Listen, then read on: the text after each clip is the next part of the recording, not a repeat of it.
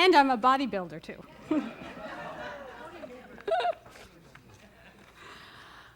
Good morning, everyone. Living out loud. So what does it mean to live loudly? Well, I can tell you what it means to live loudly at your kid's soccer game. This past Tuesday, my son's soccer team had its last game of the season. Now, Jesse's team is called the Cookie Monsters. Now, why 15-year-old boys would name themselves Cookie Monsters is beyond me, but they were in first place coming into the game. So it was important, it was imperative that they win this game to be able to go to the playoffs. Now, do you think that there was just a little bit of noise at this game? Well, it was very loud. Everyone was living loudly. The coach was yelling, the parents were cheering, the players were playing. There was lots of energy at this game. Unfortunately, there was not a lot of scoring at this game. At least not for my son's team.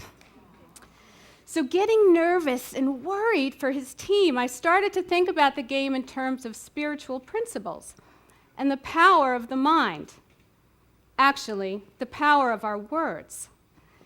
Here's some of the words and the phrases that the coach was yelling to his players. What are you doing? You're playing lazy. What do you call that? And he used that tone, and he was annoyed, and he was frustrated. He was a little pissed off, actually. And here are some of the words and the phrases that the parents were saying. Good effort. Nice try. Keep it up. They were anxious. They were also frustrated, but they were hopeful, right? But we all wanted the same thing. We wanted the kids to win. Now, we have learned here at the Global Truth Center about the power of our words, right? That words impress. They impress upon our subconscious mind and create our experience. Well, the experience that all these words were creating, the words of the coach and our parents, was that of a losing team.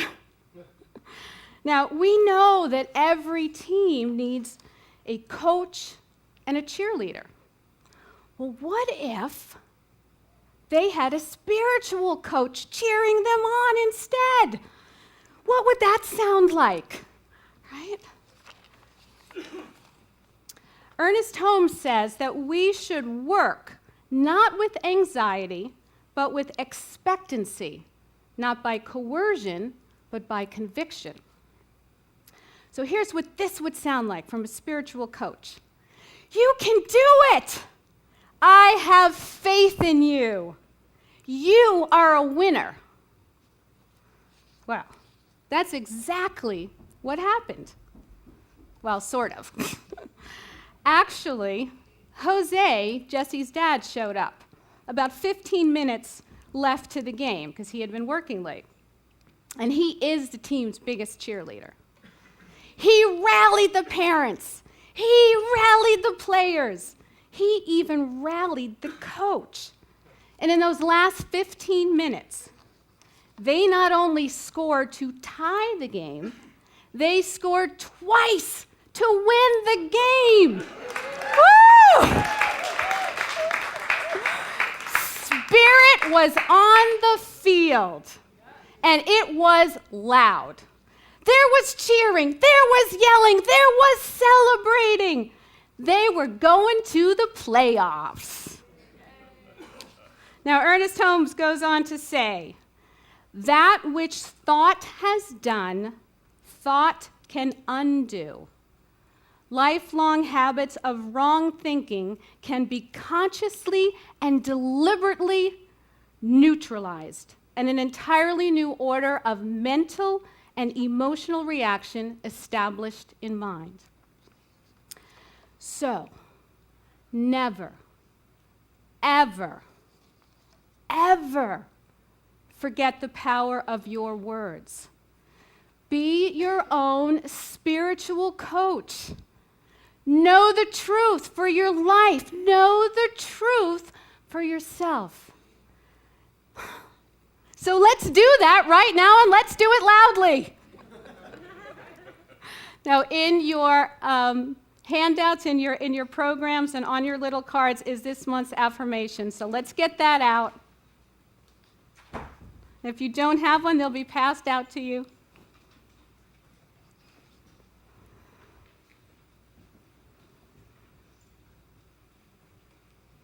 So I'm going to read it. Actually, I'm going to say it and read it first, and then I'll have you repeat twice after me. I live my life out loud, remembering who I am and doing what feeds my soul. Now we're going to say it twice, and we're going to say it loudly. You ready? Okay. I live my life out loud, remembering who I am and doing what feeds my soul. Great. One more time, even louder. I live my life out loud, remembering who I am and doing what feeds my soul. Let's do that. And you don't need to close your eyes if you don't want to. But let's know together that we do live our lives out loud because God is always present.